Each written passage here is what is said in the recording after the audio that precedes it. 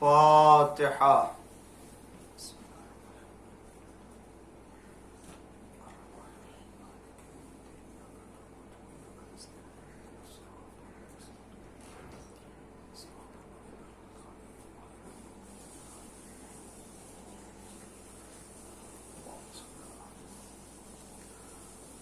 اعوذ باللہ السمیع العلیم من الشیطان اللعین الرجیم.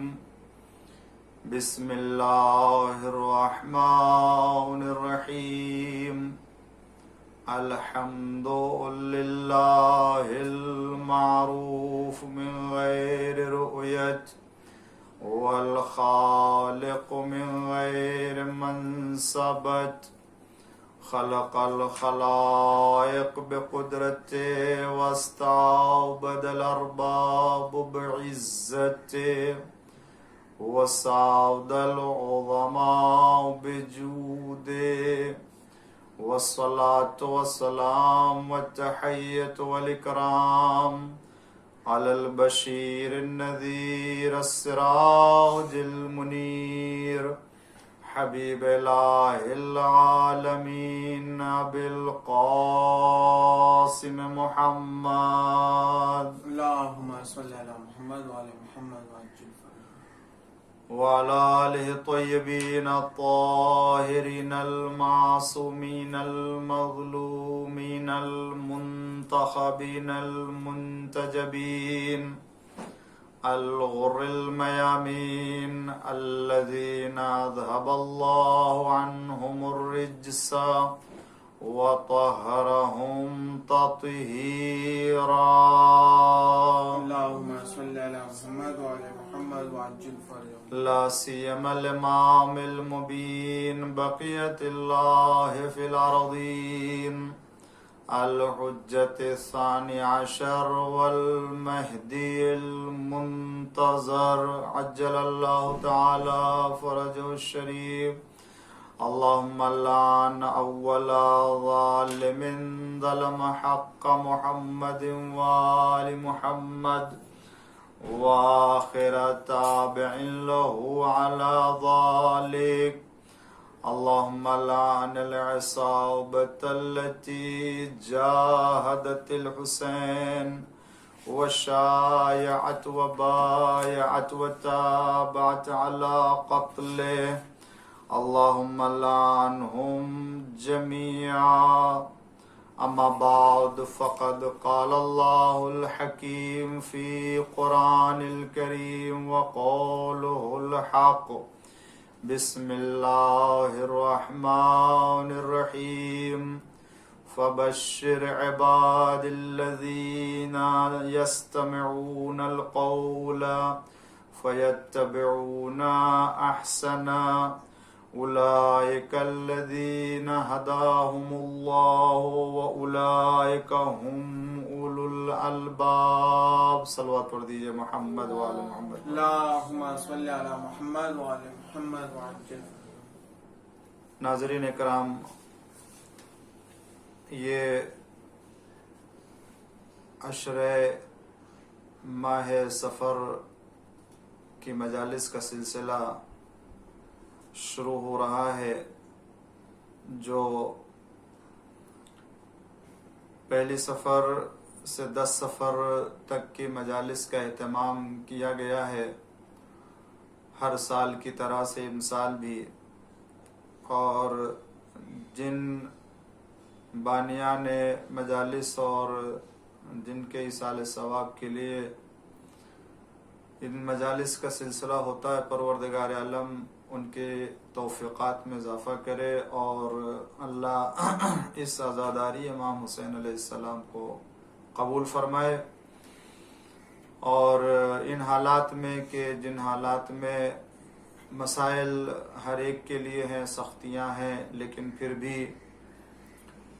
ہر سال کی طرح سے اس سال بھی ان مجالس کا انعقاد کیا گیا ہے. خداوند عالم ہم سب کی عزاداری کو اور ہم سب کے امام حسین علیہ السلام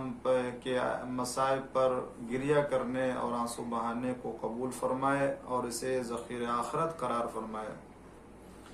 میں نے اس سال عشرے ماہ سفر جو پہلی سفر سے آغاز ہو رہا ہے، آج پہلی مجلس ہے، اس مجلس کے لیے میں نے عنوان قرار دیا ہے اسلام اور اسلام میں بحث و گفتگو کی آزادی. یعنی ایک طرف اسلام ہے اور دوسری طرف اگر انسان بحث اور گفتگو اور اپنے نظریات اور اپنے عقائد کے سلسلے میں تحقیق اور جستجو کرنا چاہے تو خود اسلام اس کی اجازت کس حد تک دیتا ہے کہ آیا ہمیں اس سلسلے میں بات کرنے، کلام کرنے، گفتگو کرنے، بحث کرنے، یا اگر کوئی اختلافی بحث ہے اور اگر کوئی اختلافی مسائل ہیں دین کے سلسلے میں، عقائد کے سلسلے میں، نظریات کے سلسلے میں، تو کیا ہمیں اسلام کے دائرے میں رہتے ہوئے اپنے عقائد کے سلسلے میں گفتگو کرنے کی اسلام اجازت دیتا ہے یا اجازت نہیں دیتا؟ کیا اسلام نے ہمیں اس بات کی اجازت دی ہے کہ ہم اپنے اسلام اور دین کے دائرے میں رہتے ہوئے خود اپنے ہی عقائد کے بارے میں، خود اپنے ہی جو وہ دین کے مسائل کے سلسلے میں بحث کرنا چاہیں، گفتگو کرنا چاہیں، وہ چاہے اختلافی بحث ہی کیوں نہ ہو، چاہے وہ اختلافی نظریات ہی کیوں نہ ہو، کہ یہ بحث اور گفتگو کے بعد ہمارے لیے ایک راستہ فراہم ہوتا ہے، حق تک پہنچنے کے لیے، ایک منزل تک جانے کے لیے ہمارے لیے ایک راستہ معین ہوتا ہے کہ ہم وہاں پہنچ جائیں اور کس راستے سے پہنچیں. اس سلسلے میں آپ کے سامنے میں گفتگو پیش کروں گا آنے والی مجلسوں میں، اور آج کی مجالس میں بھی کچھ بطور مقدمہ آپ کی خدمت میں عرض کروں گا کہ آیا ہمیں اسلام اس بات کی اجازت دیتا ہے یا نہیں کہ ہم اپنے عقائد کے بارے میں کھل کر کے بحث کرنا چاہیں، ہم اپنے دینی اعتقادات کے سلسلے میں آزادی کے ساتھ علمی طور سے، منطقی طور سے بحث و گفتگو کرنا چاہیں، تو کیا اسلام ہمیں اس بات کی اجازت دیتا ہے یا نہیں؟ اس عنوان کے لیے میں نے سرنامہ کلام قرار دیا ہے سورہ زمر کی 17 اور 18ویں آیہ کریمہ ہے، جس میں پروردگار عالم ارشاد فرماتا ہے کہ فَبَشِّرْ عِبَادِ الَّذِينَ يَسْتَمِعُونَ الْقَوْلَ وَيَتَّبِعُونَ أَحْسَنَهُ، پیغمبر بشارت دے دیجئے میرے ان بندوں کو جو باتوں کو سنتے ہیں اور ان میں جو اچھی بات ہوتی ہے اس کا اتباع کرتے ہیں. اولئک الذین ھداھم اللہ، یہی وہ لوگ ہیں کہ جن کی خداوند عالم نے ہدایت کی ہے. اولئک ھم اولو الالباب، یہی صاحبان عقل بھی ہیں. آیہ کریمہ میں پروردگار عالم نے اسی بات کی طرف اشارہ کیا ہے کہ لوگ گفتگو کریں، کلام کریں، بات کریں، نظریات پیش کریں، اور بجائے اختلاف کرنے کے، بجائے ہٹ دھرمی پر آنے کے، بجائے حق کے انکار کرنے کے، جو صحیح بات ہے، جو حق بات ہے، جو احسن بات ہے، جو اچھی بات ہے، اس کو اپنا لیں اور اس کو اختیار کر لیں. واضح طور سے اللہ نے اسی عنوان میں نے جسے قرار دیا ہے مجلس کے لیے، خداوند عالم اسی آیت میں اس بات کی طرف اشارہ کرتا ہے کہ فَبَشِّرْ عِبَادِ الَّذِينَ يَسْتَمِعُونَ الْقَوْلَ، ان لوگوں کو بشارت دے دیجئے کہ جو بات سنتے ہیں، وَيَتَّبِعُونَ أَحْسَنَ، اور جو ان میں تمام باتوں میں اچھی باتیں ہوتی ہیں اس کی پیروی کرتے ہیں اور اس کا اتباع کرتے ہیں. تو بشارت کس کے لیے ہے؟ صرف سننے. پہلا مرحلہ تو یہ کہ خدا فرماتا ہے کہ تم جو ہے وہ مختلف باتوں اور مختلف کلام کے درمیان میں اچھی باتوں کو اختیار کرو. اس کا مطلب یہ کہ جب تک مختلف قسم کی باتیں اور مختلف نظریات اور مختلف افکار نہیں بیان کیے جائیں گے، اس وقت تک ان تمام مختلف افکار اور ان تمام مختلف باتوں میں سے اچھی باتوں کا انتخاب ہو نہیں سکتا ہے. اللہ تعالیٰ اچھی باتوں کے درمیان انتخاب کرنے، یعنی اچھی بات کا انتخاب کرنے کا حکم دے رہا ہے. اس کا مطلب یہ ہے کہ ہوں گی بہت سی باتیں، لوگوں میں بہت سے نظریات ہوں گے، لوگوں میں بہت سے افکار ہوں گے، لوگوں کے درمیان بہت سے عقائد ہوں گے، مگر ہر عقیدے کا انتخاب یا ہر نظریے کا انتخاب یا ہر فکر کا انتخاب احسن نہیں کہا جائے گا، بلکہ ان مختلف نظریات میں سے اور مختلف افکار میں سے جو اچھا نظریہ ہے، اچھا نظریہ سے مراد جو حق کی طرف لے جانے والا ہے یا جو حق نظریہ ہے، اس نظریے کا انتخاب کا حکم پروردگار عالم دیتا ہے. تو پہلے مرحلے میں اللہ نے یہ بات طے کر دی کہ مختلف نظریات اور مختلف باتیں ہوں گی، مگر اس میں جو سب سے اچھی بات ہے اس کا انتخاب کرنا ہوگا. اس کا مطلب یہ ہوا کہ قرآن ہمیں باتیں کرنے، کلام کرنے کی اجازت دیتا ہے، ہمیں مختلف نظریات کے درمیان بحث و گفتگو کی اجازت دیتا ہے. ہاں، اس کے بعد ان میں جو سب سے حق نظریہ ہے، جب سے سب سے اچھا نظریہ ہے، اسے اختیار کرنے کا حکم دیا جا رہا ہے. ورنہ اگر مختلف باتیں ہوں گی نہیں تو پھر اچھی باتوں کا انتخاب کیسے ہوگا؟ ایک صلوات پڑھ دیجئے محمد وآل محمد پر. اللہم صلی علی محمد وآل محمد وعجل فرجهم. اس لیے کہ خداوند عالم چاہتا ہے کہ تم جس دین کے اوپر عمل کرو اور جس آئین کے اوپر عمل کرو، وہ آئین تم خوب سمجھ لو، تمہیں سمجھ میں آنا چاہیے، تمہارے فکر میں آنی چاہیے، تم عقل سے اسے پرکھو، تم عقل سے سمجھو اسے. خدا کو بھی اگر کوئی سمجھنا چاہتا ہے تو سمجھ تو نہیں سکتا ہے، لیکن آیا اپنے عقل سے اس بات کا تو فیصلہ کرنا ہی ہے کہ چند خدا تصور کرے اور اس خدا میں خدائے حقیقی کون ہو سکتا ہے. آج دنیا کے سامنے مختلف قسم کی طاقتوں کا تصور پایا جاتا ہے اور مختلف فکر وحدانیت پروردگار، وجود پروردگار کے سلسلے میں پائی جاتی ہے. تو مختلف فکروں کے درمیان سے ہمیں اس فکر کا انتخاب کرنا ہے کہ جو صحیح فکر ہے وجود پروردگار کے سلسلے میں. اگر وجود پروردگار کے سلسلے میں مختلف فکریں نہیں پائی جا رہی ہوں گی تو اس میں جو صحیح فکر ہے، اس میں جو عمدہ راستہ ہے وجود پروردگار کی طرف جانے کا، ہم کیسے جو ہے وہ اس کا انتخاب کریں گے؟ اس کا مطلب یہ ہے کہ اسلام ہمیں اس بات کی اجازت دیتا ہے کہ ہم غور کریں. کن باتوں میں غور کریں؟ قرآن کریم کی کتنی ایسی آیتیں ہیں کہ جن میں تمہیں غور کرنے کی دعوت دی گئی ہے، فکر کرنے کی دعوت دی گئی ہے. تو کس بات میں فکر کرنے کی؟ انسان غور کرے، فکر کرے، اور جب غور کرے گا، فکر کرے گا، تب اسے احساس ہوگا کہ ہم جس بات کی طرف جا رہے ہیں یا جس نظریے کا انتخاب کر رہے ہیں وہ کیسا نظریہ ہے. تو مختلف قوتوں کے درمیان سے ایسی قوت کا انتخاب کرنا جو لا حول ولا قوت الا باللہ العلی العظیم ہو. ایک ایسی تمام قدرتوں میں سے ایک ایسی قدرت کا انتخاب کیا جائے کہ جو ان اللہ علی کل شیء قدیر ہو، جو ہر شے کے اوپر قدرت رکھتا ہو.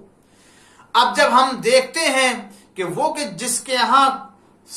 قوت پائی جاتی ہے، طاقت پائی جاتی ہے، تو سوائے وحدانیت پروردگار کے، سوائے اللہ سبحانہ وتعالی کے کوئی دوسری قوت نہیں ہے، کوئی دوسری طاقت نہیں ہے۔ تو ہم اس قوت کو اور اس طاقت کا انتخاب کرتے ہیں اور اسی کے اوپر ایمان رکھتے ہیں۔ وہی اللہ پیدا کرنے والا ہے، وہی خدا رزق دینے والا ہے، وہی پروردگار تمام انسانوں کو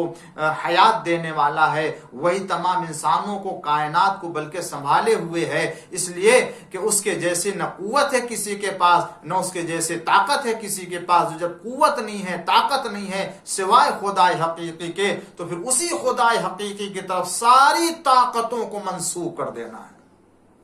اور منسوب ہے بھی۔ ہمیں فکر کرنا ہے اپنے عقل سے، اپنے جو ہے عقل سے اس بات کا فیصلہ کرنا ہے کہ پروردگار عالم کی طاقت اور قوت کے علاوہ کوئی قوت نہیں ہے۔ خداوند عالم کی قدرت کے سوا دنیا میں کوئی قدرت نہیں ہے۔ دنیا میں چاہے کوئی بھی ذات ہو، ذات پروردگار کے سوا کوئی ذات نہیں ہے۔ تو جب ہم نے یہ سمجھ لیا کہ ذات پروردگار کے سوا کوئی دوسری ذات نہیں ہے، تو پھر اب ہمیں خدا حقیقی اور پروردگار عالم ہی کے قدرت کے اوپر عقیدہ رکھنا ہے۔ وہی تمام قدرت کا سرچشمہ ہے، وہی تمام قدرت کا منبع ہے، وہی مصدر ہے۔ تمام قوتیں اور تمام قدرت اسی کی ذات سے ہے۔ اگر کسی کے پاس ذرا برابر بھی کوئی قدرت پائی جاتی ہے تو وہ اسی اللہ کی جانب سے ہے، چاہے وہ کسی کے مسائل کو حل کرنے کا مسئلہ ہو، چاہے وہ کسی کے روزی اور معیشت سے تعلق مسئلہ ہو، چاہے وہ انسان کے بیماری سے متعلق ہو، چاہے انسان کے اقتصاد سے متعلق ہو، چاہے انسان کے کاروبار سے متعلق ہو، چاہے انسان کے اولاد سے متعلق ہو، چاہے انسان کے جو ہے وہ جسم سے متعلق ہو، جتنی بھی قدرت ہے، جو بھی طاقت ہے، وہ سب اللہ کی دی ہوئی ہے۔ تو اب ہمیں دنیا میں اگر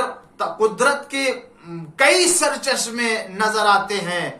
تو ہمیں ان تمام قدرت کے سرچشمے کو اور مصدر کو سامنے رکھنا ہوگا اور ان سے گفتگو کرنا ہوگی، ان کے بارے میں غور کرنا ہوگا، نظریات رکھنے والوں سے بحث کرنا ہوگی، نظریات رکھنے والوں سے گفتگو کرنا ہوگی کہ اگر تم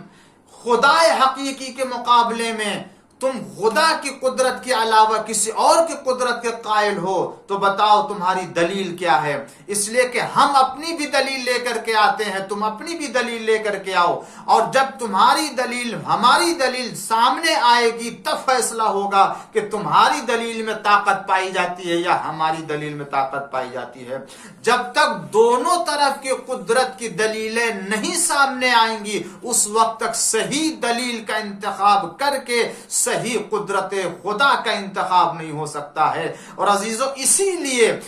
لیے خدا حقیقی کے وجود کو تسلیم کرنے کے لیے خود خدا کے آثار اور خدا کی نشانیاں اور خدا کی قدرتوں کا مطالعہ کرنا پڑتا۔ اور جب خدا کی قدرت اور خدا کے آثار اور نشانیوں کا جب انسان مطالعہ کر لیتا ہے تب تمام قدرت میں سے، تمام نشانیوں میں سے، تمام شاہکار میں سے ایک ہی شاہکار نظر آتا ہے، اور وہ وحدہ لا شریک کا شاہکار ہے۔ ایک صلوات پڑھ دیجئے محمد و آل محمد۔ اللہم صلی علی محمد و آل محمد۔ اس کو تو خود حضور اکرم، یہ قرآن کریم ہمیں اس بات کی اجازت دیتا ہے کہ اچھی باتوں کا اتباع کرتے ہیں صاحبان عقل، انہی کے لیے بشارت ہے۔ پیغمبر انہیں بشارت دے دیجئے، کس چیز کی بشارت؟ کہ یہی صاحبان ہدایت ہیں کہ جن کے اللہ تعالیٰ نے ہدایت کی ہے۔ وَأُولَئِكَ هُمْ أُولُو الْأَلْبَابِ، یہی صاحب عقل ہیں۔ اس کا مطلب یہ کہ جو چند باتوں میں سے اچھی باتوں کا انتخاب کر لیتا ہے، اس کی دو صفت کی طرف اللہ نے اشارہ کیا۔ ایک، اللہ تعالیٰ نے اس کی ہدایت کی ہے، اور دوسرے یہ کہ یہی صاحب عقل بھی ہے۔ اس کا مطلب یہ ہوا کہ جو مختلف باتوں میں سے، مختلف نظریات میں سے، مختلف عقائد میں سے اچھے عقیدے کا انتخاب کرتا ہے، اس کی ہدایت خدا تعالیٰ کرتا ہے، اور خدا تعالیٰ جس کی ہدایت کرتا ہے وہی صاحب عقل بھی ہوتا ہے۔ ایک صلوات پڑھ دیجئے محمد وآل محمد۔ اللہم صلی علی محمد وعلی محمد وعجل۔ آپ اس حوالے سے قرآن کریم کی دیگر آیتوں کی طرف اگر رخ کریں گے تو خداوند عالم اس بات کی اجازت دیتا۔ خود واقع مباہلہ اسلام کا ایسا کارنامہ، فتح و کامیابی کا ایسا عظیم کارنامہ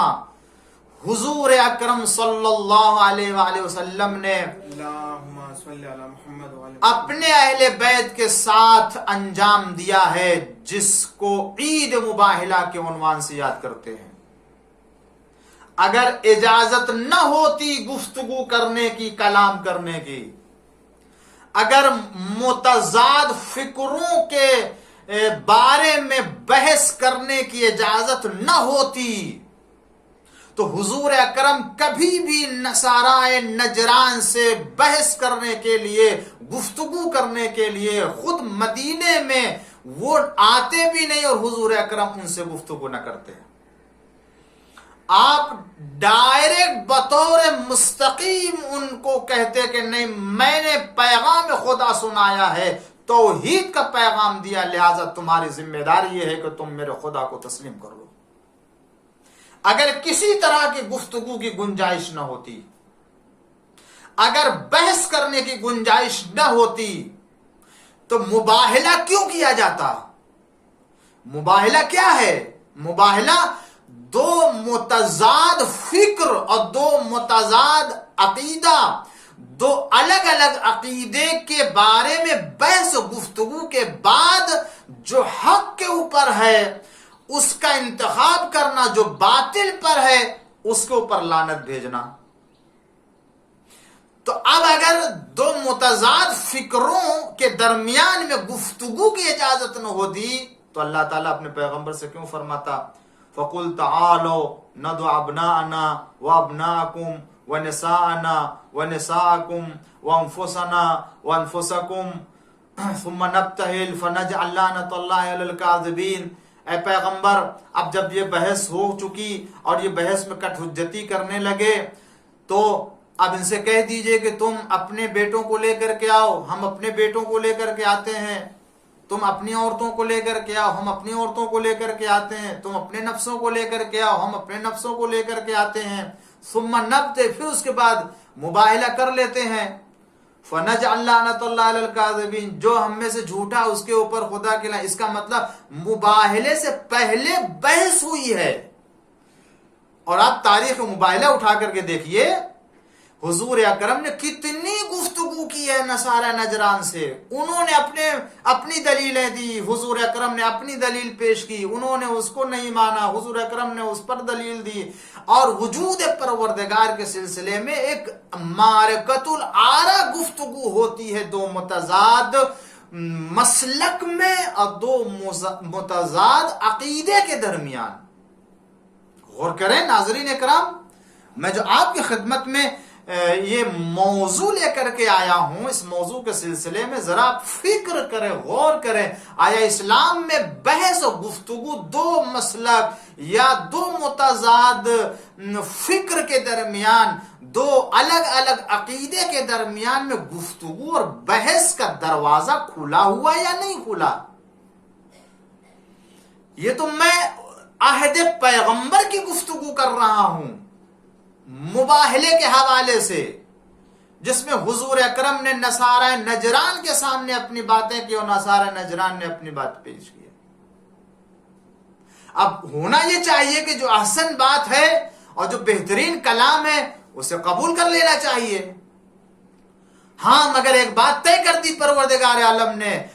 متضاد اور مختلف فکروں کے درمیان گفتگو کی اجازت ہے۔ توجہ چاہتا ہوں ناظرین، متضاد فکر کے درمیان اور متضاد اور الگ الگ عقائد کے درمیان میں کلام کرنے، گفتگو کرنے کی اجازت دیتا ہے اسلام، بحث کرنے کی اجازت دیتا ہے اسلام، لیکن وہیں تک کہ جہاں تک کٹ حجتی اور ضد اور تعصب کی دائرے میں نہ ہو، تعصب کے دائرے سے خارج ہو کر کے، عناد و دشمنی کے دائرے سے خارج ہو کر کے کٹ حجتی نہ کر رہا ہو، گفتگو میں، بحث میں، کلام میں۔ لیکن اگر کوئی کٹ حجتی کر رہا ہو، اگر کوئی اپنی بات زبردستی منوا رہا ہو، اگر کوئی اپنی بات کو بغیر دلیل کے تسلیم کروا رہا ہو، تو وہاں اسلام یہ اجازت نہیں دیتا ہے، بلکہ وہاں اسلام کہتا ہے کہ اگر کٹ حجتی پر اتر آئے تو پھر بیٹھ جاؤ مباہلہ کرنے کے لیے، اور دیکھو کہ جھوٹا کون ہے، جو جھوٹا اسی کے اوپر لعنت کی جائے گی۔ اس کا مطلب یہ ہے اسلام گفتگو کی اجازت دیتا ہے، مگر گفتگو کے بعد اب دونوں فریق کی ذمہ داری ہے کہ جو احسن ہو اسے تسلیم کر لے تاکہ مباہلے کی نوبت نہ آنے پائے۔ اور یاد رکھیے اگر احسن اور بہترین باتوں کو تسلیم نہیں کرے گا تو مباہلے کی نوبت آئے گی، اور جو مباہلے کی نوبت آئے گی تو اسلام کی جانب سے لعنت کی جائے گی، اس لیے کہ اسلام اپنے نظریے کو حق کا نظریہ بیان کرتا ہے، باطل کے نظریہ نہیں بیان کرتا۔ ایک صلوات پڑھ دیجئے محمد والے۔ اللہم صلی علی محمد وعلی محمد وعجل فرجہ۔ اس کے علاوہ قرآن کریم میں دیگر ایسے بہت سی مثالیں مل جائیں گی کہ میں آج صرف بطور تمہید آپ کی خدمت میں عرض کرنا چاہتا ہوں، اور یہ بتانا چاہتا ہوں کہ دیکھیں پروردگار عالم نے ہمیں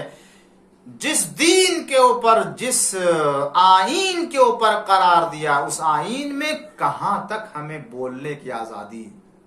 کہاں تک دوسروں کے عقائد کے سلسلے میں گفتگو کرنے کی آزادی ہے۔ ہاں مگر خبردار کسی کے آئین کو برا بھلا نہیں کہنا ہے، کسی کے عقائد کا مذاق نہیں اڑانا ہے، کسی کے نظریات کا مسخرہ نہیں اڑانا ہے، مذاق نہیں اڑانا ہے، مسخرہ نہیں کرنا ہے۔ ہم کو ان کے عقائد سے کوئی تعلق نہیں ہے، ہم ان دوسروں کے عقائد اور دوسروں کے نظریات سے دستبردار ہیں، مگر ہم ان کے عقائد اور نظریات کی توہین بھی نہیں کرتے ہیں، ہم ان کی فکر کا مذاق بھی نہیں اڑاتے ہیں۔ وہ اپنے دین کے اوپر، ہم اپنے دین کے اوپر، وہ اپنے عقائد کے اوپر، ہم اپنے عقائد کے اوپر، لیکن ہم اپنے عقائد کو سمجھنے کے لیے آپ کے عقائد کو بھی سمجھیں گے، اور آپ کو بھی چاہیے کہ اپنے عقائد کو سمجھنے کے لیے ہمارے عقائد کو بھی سمجھیں۔ آج جب تک یہ گفتگو عام طور سے، علمی طور سے اور سلیقے سے نہیں ہوگی، اس وقت تک بہت سی ایسی غلط فہمیاں ہیں انسانوں کے درمیان، مسالک کے درمیان، مذاہب کے درمیان، جس کی بنا پر انسان ایک دوسرے سے دور ہے، ایک مسلک دوسرے مسلک سے دور ہوتا ہے، ایک مذہب والا دوسرے مذہب کے بارے میں غلط خیال رکھنے کی بنا پر دشمنی پیدا ہوتی ہے، ایک مسلک دوسرے مسلک کے عقائد کی دلیل کو نہ سمجھنے کی بنا پر فکریں پیدا ہوتی ہیں اور غلط نظریات اس کے بارے میں پیدا ہوتے ہیں۔ لیکن اگر ایک مسلک کا دوسرے مسلک کے نظریات کو قریب سے آ کر کے دلیلوں کے ساتھ سمجھے اور ان کے براہین کو دیکھے، ان کی دلیلوں کو دیکھے، تو بہت سے ایسے غلط نظریات یا بہت سے ایسی غلط فہمیاں ہیں کہ جو ایک دوسرے سے دور ہو سکتی ہیں۔ یہ میں ہر ایک کی بات کر رہا ہوں، خود مسلم اور نان مسلم کی بات کر رہا ہوں، اور خود مسلمانوں کے درمیان میں بھی جو مختلف فرقے پائے جاتے ہیں، وہ مختلف نظریات رکھنے والے ہوں، وہ بھی اگر ایک دوسرے کو سمجھے تو بہت سی غلط فہمیاں دور ہو سکتی ہیں۔ اسلام اگر وحدانیت پروردگار کا نظریہ دیتا ہے، ایک خدا کی پرستش اور ایک خدا کی عبادت کی کرنے کی دعوت دیتا ہے، تو اس کا مطلب یہ نہیں ہے کہ تم کسی دوسرے خدا کا مذاق اڑاؤ، تم گفتگو کرو، بحث کرو۔ اسلام کسی بھی دین یا کسی بھی مذہب یا کسی بھی آئین کا مذاق اڑانے کی اجازت نہیں دیتا ہے، مگر ہاں ان کے سلسلے میں غور و فکر کرنے کی دعوت ضرور دیتا ہے، ان کے بارے میں سوچنے اور ان کے بارے میں مطالعہ کرنے کی اجازت ضرور دیتا ہے۔ اسی بنیاد پر مسلمان ایک دوسرے کے دین کو سمجھنے کے لیے اس کے آئین کا مطالعہ کرتا ہے۔ اور آپ دیکھ لیجئے، یہی وجہ ہے کہ آج ہمارے ہاں جو مذاہب میں یا ادیان میں دوریاں پائی جاتی ہیں وہ اس بنا پر ہے کہ وہ ان کے عقائد کی بنیاد کو نہیں جانتے۔ یہی وجہ ہے کہ اسلام کے عقائد اور اسلام کے نظریات کے سلسلے میں بھی جو لوگ مختلف نظریہ رکھتے ہیں وہ بھی اگر اسلام کو قریب سے آ کر کے دیکھیں، اسلام کو نزدیک سے آ کر کے دیکھیں، اگر اسلام کے عقائد کی بنیاد کو سمجھیں گے اور اسلام کی تعلیمات سے آشنا ہوں گے تو میں یقین سے کہتا ہوں کہ نہ جانے کتنے ایسے نظریات اور نہ جانے کتنی ایسی فکریں ہوں گی اسلام کے سلسلے میں کہ جو غلط فہمی کی بنیاد پر قائم ہوگی، اور اسلام کو سمجھنے کے بعد یقیناً وہ غلط فہمی دور ہو سکتی ہے۔ اس طرح کے نہ جانے کتنی ایسی مثالیں پائی جاتی ہیں کہ جو اسلام سے نفرت کرنے والے تھے، اسلام سے دوری اختیار کرنے والوں میں سے تھے، اسلام کے خلاف پروپگنڈا کرنے والوں میں سے تھے، قرآن کے خلاف جو ہے وہ اقدام کرنے والوں میں سے تھے، پیغمبر اسلام صلی اللہ علیہ وسلم کے خلاف توہین کرنے والے تھے۔ بہت سے ایسے افراد جنہوں نے اسلام کو سمجھا، دین کو سمجھا، قرآن کو سمجھا، تو دین و اسلام سمجھنے کے بعد انہیں اسلام کی تعلیمات سمجھ میں آئی۔ جب اسلام کی تعلیمات سمجھ میں آئی تب ان کو اندازہ ہوا کہ ہم کتنی حقیقت سے دور ہیں، اور جب واقعی حقیقت سے قریب ہوئے تو انہوں نے اسلام کا کلمہ پڑھ لیا، اور اسلام کا کلمہ پڑھنے کے بعد پھر اسلام کے تعلیمات کو پھیلانا شروع کر دیا۔ اسلام نہ زبردستی کسی کو اپنی طرف لانے کی دعوت دیتا ہے، نہ کسی کو زبردستی اس کے آئین کو چھوڑ دینے کی دعوت دیتا ہے۔ اسلام گفتگو کی اجازت دیتا ہے، اسلام بحث، علمی بحث کی دعوت دیتا ہے۔ تم علمی بحث کرو، گفتگو کرو۔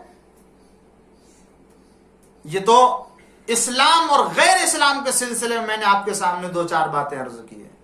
اگر آپ خود اسلام کے مختلف مکاتب فکر کے درمیان کی گفتگو دیکھ لے تو اس میں بھی آپ کو یہ نظر آئے گا کیا کہ اگر کوئی شیعہ مذہب سے نفرت کرتا ہے تو اس کے نفرت کی دلیل وہ پروپگنڈا، وہ جھوٹی باتیں ہیں کہ جن کو لوگوں تک پہنچایا گیا اور صحیح باتوں سے آشنا نہیں کرایا گیا۔ کتنے ایسے الزامات ہیں مذہب تشیع کے اوپر، کتنے ایسے بہتان ہیں مذہب اہل بیت کے اوپر کہ جس کی کوئی حقیقت نہیں ہے، جس کی کوئی حقیقت نہیں ہے، جس کا کوئی پتہ نہیں ہے اس مذہب اسلام میں، مذہب تشیع میں، مگر دنیا کا مسلمان اہل بیت کے مذہب کے بارے میں اس عقیدے کو اپنے پاس رکھے ہوئے۔ کتنے ایسے خرافات ہیں، چاہے وہ قرآن کے سلسلے میں ہو، چاہے وہ تقیہ کے سلسلے میں ہو، وہ چاہے عقد موقت کے سلسلے میں ہو، چاہے رجعت کے بارے میں ہو، چاہے غیبت ایمان کے سلسلے میں ہو، چاہے عصمت کے سلسلے میں ہو، بہت سے، چاہے علم ائمہ معصومین علیہ السلام کے بارے میں ہو، یہ جتنے بھی عقائد ہیں جو تشیع کے میں نے آپ کے سامنے بیان کیے، ان تمام عقائد میں عام مسلمانوں کو اگر غلط فہمی ہے تو صرف اس لیے کہ وہ نہیں جانتے کہ عقد موقت کسے کہتے ہیں، ان نہیں معلوم کہ تقیہ کا مفہوم کیا ہے، ان کو غیبت امام کے سلسلے میں نہیں پتا ہے، ائمہ معصومین علیہ السلام کی عصمت کے سلسلے میں وہ نہیں مفہوم صحیح رکھتے ہیں، ائمہ معصومین علیہ السلام کے علم کے سلسلے میں انہیں صحیح معلومات نہیں ہے، نہیں وہ خبر رکھتے ہیں، جس کی بنا پر اعتراض کرتے ہیں۔ یہی صورتحال ائمہ معصومین علیہ السلام سے توسل کرنے کی بھی ہے۔ اگر ہم اہل بیت سے توسل کرتے ہیں تو توسل کا مفہوم انہیں نہیں معلوم ہے. اہل بیت سے اگر ہم طلب کرتے ہیں تو اہل بیت سے طلب کرنے کا مفہوم ان کو نہیں معلوم. اگر اہل بیت سے دعا مانگتے ہیں تو ان کو دعا کا مانگنے کا مفہوم نہیں معلوم ہے اہل بیت سے. اگر اہل بیت سے ہم جاتے ہیں اپنے بیماروں کے شفا کے لیے طلب کرتے ہیں تو ان کو اہل بیت سے بیماروں کی شفا کو طلب کرنے کے مفہوم نہیں معلوم ہے. اگر ہم ان کی قبر پر جاتے ہیں زیارت کرنے کے لیے تو زیارت کرنے کا مفہوم ان کو نہیں معلوم ہوتا ہے. اگر ہم اہل بیت علیہ السلام کی محبت میں مر جانے والے کو شہید کہتے ہیں تو انہیں اس شہید کا مرتبہ اور شہید کا مفہوم نہیں معلوم ہوتا ہے. اگر ہم اہل بیت علیہ السلام کی راہ میں انفاق کرنے کو جائز قرار دیتے ہیں تو راہ اہل بیت میں انفاق کے مفہوم کو نہیں سمجھتے ہیں. اگر ہم راہ اہل بیت میں قربانی کرنے کو اور کسی بکرے کو کسی جانور کو ذبح کرنے کو جائز قرار دیتے ہیں تو وہ اہل بیت علیہ السلام کے راہ میں قربانی کرنے والے بکرے کے مفہوم کو نہیں سمجھتے ہیں. اگر ہم اہل بیت کے لیے نذر کرتے ہیں کسی چیز کو اور اسے عام مومنین کو کھلاتے ہیں تو یہ مومنین کو کھلانے کا اور نذر امام اور نذر مولا کے مفہوم کو نہیں سمجھتے ہیں، جس کی بنا پر یہ اعتراض کرتے ہیں. اگر ہم اہل بیت کی شفاعت کے سلسلے میں عقیدہ رکھتے ہیں تو اہل بیت کے شفاعت طلب کرنے کے مفہوم کو نہیں جانتے، جس کی بنا پر اعتراض کرتے ہیں. اگر ان تمام گفتگو کا دروازہ کھول دیا جائے اور صحیح طور سے بحث و گفتگو ہو اور ایک دوسرے کے عقائد کے دلیلوں کو سمجھے، بنیاد کو سمجھے، تو پھر ہمارے درمیان سے شفاعت کے غلط مفہوم کو بھی نکالا جا سکتا ہے. ہمارے درمیان سے زیارت کے غلط مفہوم کو بھی نکالا جا سکتا ہے. توسل کے بارے میں غلط فہمی کو بھی دور کیا جا سکتا ہے. زیارت قبور کے غلط فہمی کو بھی دور کر سکتے ہیں. قربانی کے بھی غلط فہمی کو دور کر سکتے ہیں. اہل بیت سے مانگنے کے بھی غلط فہمی کو دور کر سکتے ہیں اور توسل کے مسئلے کو بھی حل کر سکتے ہیں. شفاعت کے مسئلے کو بھی حل کر سکتے ہیں. غیر خدا سے یعنی اہل بیت کی بارگاہ میں آ کے ان سے طلب کرنے کے معنی کو بھی واضح کر کے غلط فہمی کو دور کر سکتے ہیں. اس لیے کہ ہم ہر طاقت، ہر قدرت، ہر طرح کے سرچشمے اور ہر طرح کی نیکی اور ہر طرح کی خوبی کے سرچشمے کو ہم اللہ کی ذات کو مانتے ہیں. چاہے وہ قدرت ہو، چاہے علم ہو، چاہے شفاعت ہو، چاہے وہ طاقت ہو، چاہے وہ قوت ہو، چاہے وہ رزق ہو، چاہے حیات ہو، جو بھی ہے وہ سب کے سب اللہ تعالیٰ کی ذات سے مخصوص ہے. اس کے علاوہ کسی کے پاس نہیں ہے، اور اگر ہے تو وہ خدا کی عنایت سے ہوتا ہے، خدا کے علاوہ کسی اور کے ذریعے نہیں ہے. ایک صلوات پڑھ دیجئے محمد وآل اللہم صلی علی محمد وآل محمد. عزیزان گرامی، یہ غلط فہمیاں بحث و گفتگو کے دروازے کو بند کرنے کی بنا پر ہے. اور بہت سے ایسے لوگ ہیں کہ جو اس بات کی اجازت نہیں دیتے ہیں کہ ہم اپنے عقائد کے سلسلے بات کریں، گفتگو کریں. مسئلہ گفتگو کرنے کا، بات کرنے، ہر انسان کو یہ طے کرنا چاہیے کہ ہم نے اپنے دلیل سے اور ہم نے اپنے مستحکم جو ہے وہ برہان سے، استدلال کے ذریعے سے عقائد کو اپنے نزدیک جو ہے وہ قائم کیا ہے، اور ہمارے عقائد کی بنیاد بہترین دلیل ہے. اس سلسلے میں مزید گفتگو میں آپ کے سامنے پیش کروں گا آنے والی مجلسوں میں، اور قرآنی حوالوں سے اور احادیث کے حوالوں سے اور اسی طریقے سے تاریخی شواہد سے بہت سے ایسے نظریات کو کہ جہاں پر ہمیں اسلام نے اس بات کی اجازت دی ہے، اور اس کے بعد کتنے ایسے راستے کھلے ہیں نیکیوں کے، ہدایت کے،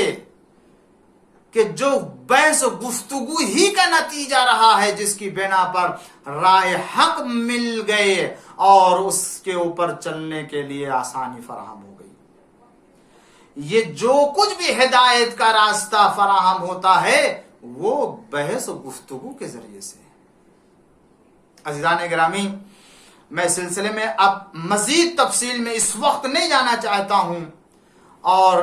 اس آیہ کریمہ کے ذیل میں بطور تمہید جو باتیں آج میں نے عرض کی ہیں آپ کی خدمت میں، اسی کو ذہن میں رکھیں گے، اور اس کے بعد آنے والی گفتگو میں انہی باتوں کو ذرا تفصیل سے عرض کروں گا اور اندازہ ہوگا کہ اہل بیت علیہ السلام کے مذہب اور اہل بیت علیہ السلام کے دین کے اوپر اگر قائم ہے تو یہ دین ہمیں کتنی آزادی دیتا ہے بحث و گفتگو کے سلسلے میں۔ اور دیکھیں ایک بات اور عرض کروں خاتمہ کلام میں، کوئی بھی مذہب، کوئی بھی آئین اس وقت تک اپنے دین کے سلسلے میں گفتگو اور بحث کی اجازت نہیں دے سکتا جب تک کہ اس کو یقین نہ ہو کہ ہمارے سارے آئین اور سارے اصول عقل و فطرت کی بنیاد پر بنائے گئے ہیں۔ یعنی یہ سمجھ لیجئے کہ جو بھی دنیا میں دین پایا جاتا ہے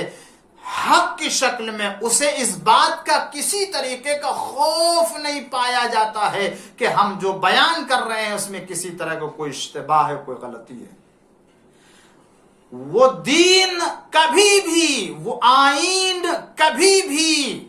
یا وہ مسلک کبھی بھی اپنے عقیدے کے سلسلے میں کھل کے گفتگو کرنے کی اجازت نہیں دے سکتا جس کو خود شک ہے کہ ہمارا آئین اور ہمارے عقائد میں حقانیت پائی جاتی ہے یا نہیں۔ جس کو اپنے عقائد کے حق کے سلسلے میں، عقائد کی حقانیت کے سلسلے میں پتہ ہوگا اور اس کو یقین ہوگا، جس میں کسی طرح کا شبہ نہیں پایا جاتا ہے، وہی اجازت دے سکتا ہے اس بات کے لیے۔ عزیزان گرامی، بحث و گفتگو ہے اس سلسلے میں عرض کروں گا، مگر ایک بات اور عرض کروں خاتمہ کلام میں، وہ یہ کہ خود حضور اکرم حضرت محمد مصطفیٰ صلی اللہ علیہ وآلہ وسلم نے اس بات کو میں مکمل کروں گا آنے والے مجلسوں میں، بس مختصر ایک جملے میں اس بحث کا افتتاح کر دیتا ہوں، آغاز کر دیتا ہوں، پھر اس کی گفتگو جو ہے وہ آئندہ مجلس میں شروع کروں گا، کہ وہ یہ کہ خود حضور اکرم صلی اللہ علیہ وآلہ وسلم نے اپنے عہد میں جو خود اہل بیت پیغمبر کے لیے، اپنے اہل بیت کے سلسلے میں جو باتیں کی ہیں، آیا ان باتوں میں اختلاف کی گنجائش تھی یا نہیں؟ اگر آج بہت سے افراد یہ کہتے ہیں کہ نہیں، جس بحث میں اختلاف ہو اس بحث کو نہیں لانا چاہیے، تو میں صرف آج کی بحث کے آخر میں، کل کے بحث کے ابتدا کے لیے، آغاز کے لیے ایک جملہ عرض کروں کہ جو لوگ اس بات کا عقیدہ رکھتے ہیں کہ کسی ایسی گفتگو ہے، کسی ایسی بات کا آغاز نہیں کرنا چاہیے کہ جس میں اختلاف پیدا ہو، تو میں عرض کرنا چاہتا ہوں خود حضور اکرم صلی اللہ علیہ وآلہ وسلم نے کسی ایسی گفتگو، کسی ایسے بات کا آغاز کیا یا نہیں کہ جس میں اختلاف کا احتمال پایا جاتا تھا۔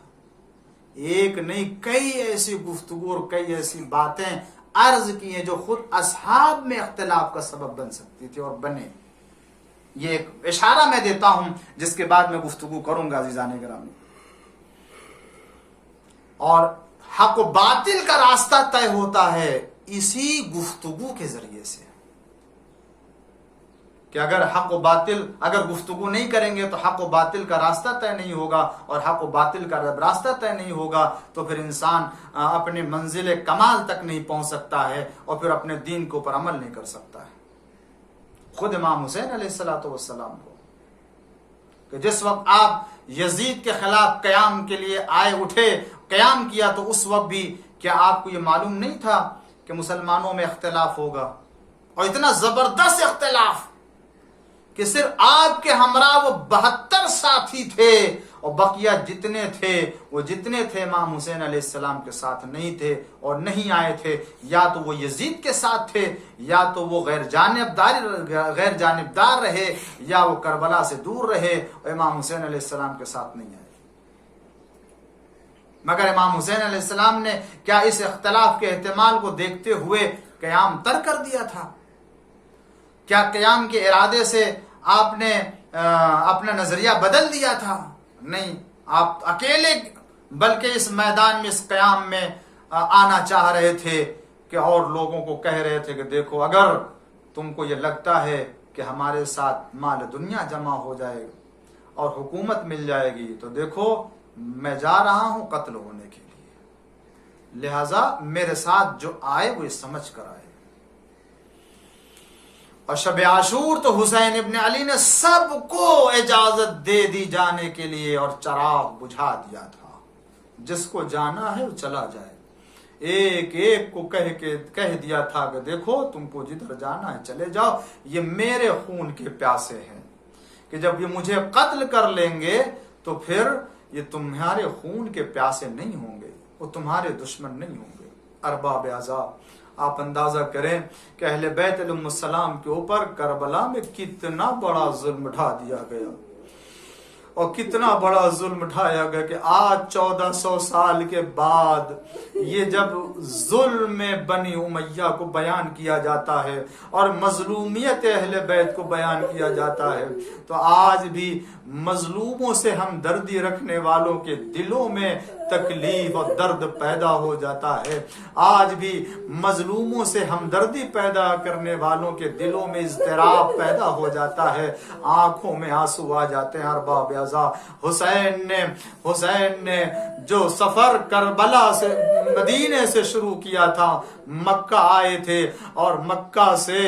کوفے کی راہ سے ہوتے ہوئے کربلا پہنچے تھے۔ حسین اس وقت مکہ سے نکل رہے ہیں جب ساری دنیا حج کرنے کے لیے مکہ میں خانہ کعبہ کے حج کے لیے طواف کے لیے جمع ہو رہی تھی۔ حسین جب مکہ سے نکل رہے ہیں ایسے وقت میں کہ جب آپ کو مناسک حج انجام دینا ہے، مگر ہائے حسین کیا کرتے، خانہ کعبہ کی حرمت کا لحاظ رکھنا ہے، قاتل حاجیوں کے بھیس میں آ چکے ہیں، خنجروں کو اپنے آستینوں میں چھپائے ہوئے لے کر کے آئے ہیں۔ حسین مکہ سے نکلنا چاہتے ہیں مگر حسین کی نگاہیں خانہ کعبہ کو دیکھ رہی ہیں۔ اللہ، وہ وارث کعبہ، وہ وارث دین، وہ وارث قرآن آج خود مکہ سے نکل رہا ہے اور اسے مہلت نہیں دی جا رہی ہے کہ وہ خانہ خدا کا طواف کر سکے۔ مگر ہاں ارباب عذاب، حسین مکہ سے تو نکل گئے، خانہ خدا کا طواف کیے بغیر نکل گئے، خانہ خدا میں سعی کیے بغیر چلے گئے، خانہ خدا کا حج کیے بغیر چلے گئے، ارے طواف کیے بغیر چلے گئے، قربانی دیے بغیر چلے گئے، وضو کیے بغیر چلے گئے، سعی کیے بغیر چلے گئے، توقف کیے بغیر چلے گئے۔ آزاداروں، مگر یاد رکھیے حسین مکہ سے ان سب مناسک کو چھوڑ کے چلے تو گئے مگر حسین نے کربلا میں ان تمام مناسک کو انجام دیا ہے۔ ہاں زاداروں، اگر حسین خانہ خدا کے طواف کو نہ کر سکے اور کعبے سے چلے گئے تو حسین شب عاشور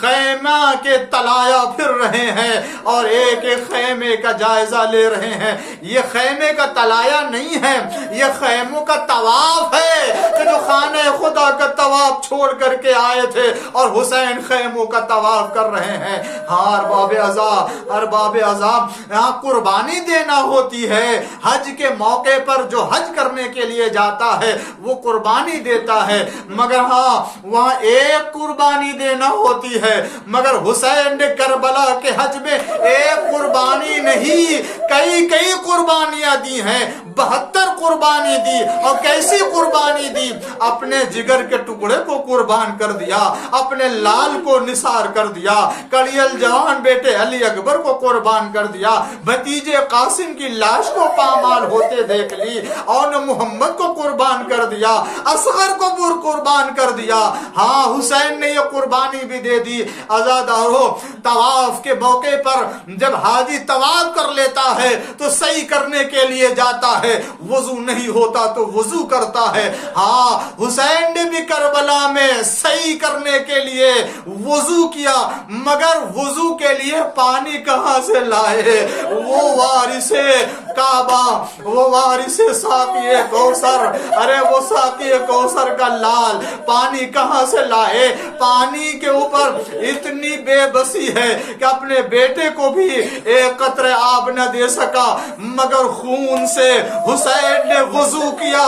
اپنے بیٹے اصغر کے خون سے آپ نے وضو وضو کیا اور چہرے کے اوپر اپنے خون کو مل لیا، آواز دی اسی عالم میں خدا کی بارگاہ میں نانا رسول اللہ کی بارگاہ میں حاضر ہوں گا۔ ارباب عزا لیجئے یہ کارنامہ بھی انجام دے دیا، اور اس کے بعد عزیزوں دیکھا ہوگا کہ اس موقع پر جب حاجی وضو کر لیتا ہے، طواف کر لیتا ہے، تو صفا و مروہ کے درمیان سعی کرتا ہے تاکہ یہ بھی حج کے ارکان میں سے مکمل ہو جائے۔ حسین نے کربلا میں سعی بھی انجام دی ہے، اس موقع پر جب اپنے اصغر کو خیمے سے لے کر کے پانی پلانے کے لیے چلے اور پانی کے بدلے ہرملا کا تیر لگا، اصغر کو لے کر کے اب ہاتھوں پر آئے ہیں، تو اس عالم میں کہ اگر رباب نے پوچھ لیا تو کیا جواب دیں گے؟ اسی عالم میں اب حسین صحیح کر رہے ہیں، کبھی آگے جاتے ہیں اور کبھی پیچھے آتے ہیں اور پڑھتے ہیں انا للہ و انا الیہ راجعون رضن بقضائہ و تسلیما لامرہ۔ پروردگارا بحق الزہرا و ابیہا و بعل و بنیہا والسر المستودع فی امام زمانہ کے ظہور میں تعجیل فرما۔ اے اللہ ہم سب کی اس عبادت کو قبول فرما، معبود ہماری عزاداری کو نام اعمال میں قرار فرما، پالنے والے ہماری نسلوں میں عزائے حسین کو قائم فرما، پالنے والے دنیا میں عزادار جہاں بھی بستے ان کی حفاظت فرما، پالنے والے ہمارے چھوٹے بڑے گناہوں کو معاف فرما۔ اے اللہ دنیا سے ہر وبا بلا کو فاطمہ فرما، ظہور امام کے ذریعے سے ہر ایک کی حفاظت فرما، پالنے والے محمد آل محمد کے شفاعت سے سرفراز فرما، ہم سب کو دنیا میں آخرت میں عافیت عنایت فرما، بحق محمد والہ طاہرین۔